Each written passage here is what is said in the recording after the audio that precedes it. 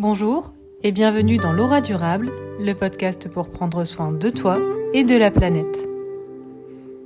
Cette semaine, cap sur le numérique et on commence avec un sujet dont l'impact est de plus en plus important.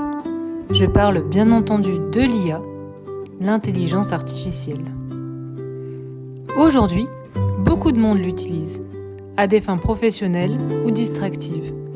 Mais connais-tu la face cachée de l'iceberg et tout ce que cela engendre ? Pour la planète, mais aussi pour les individus. Commençons par le commencement. Afin de produire tout son contenu, l'intelligence artificielle fonctionne grâce à des centres de données, les data centers. Ce sont d'immenses bâtiments remplis de serveurs qui tournent 24 heures sur 24. Pour fonctionner, ces data centers ont besoin de beaucoup d'électricité pour faire tourner les serveurs. On parle ici de 460 TWh d'électricité par an. Ça équivaut à 1 à 2% de la consommation mondiale. Les data centers ont aussi besoin de beaucoup d'eau pour refroidir les machines. Une étude de l'Université de Californie Riverside donne un ordre de grandeur concret. Il faut 1 litre d'eau pour 50 à 100 requêtes sur ChatGPT. C'est énorme. Enfin, les data centers ont besoin de beaucoup de ressources minières pour fabriquer les équipements.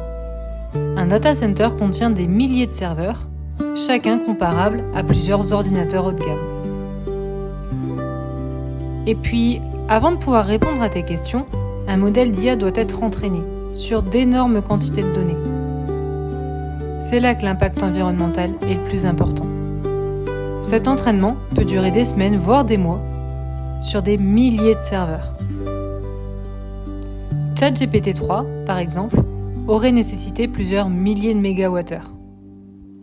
Sur une planète où les ressources sont de plus en plus rares, il est important de ne pas les gaspiller.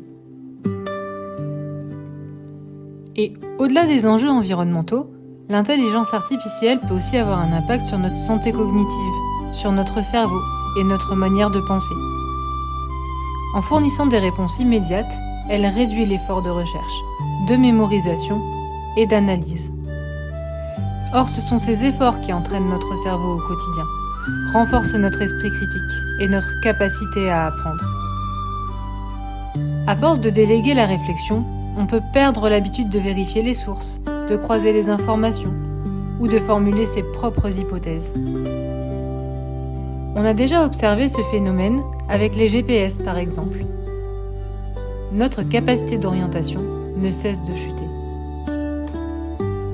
Mais alors, que faire ?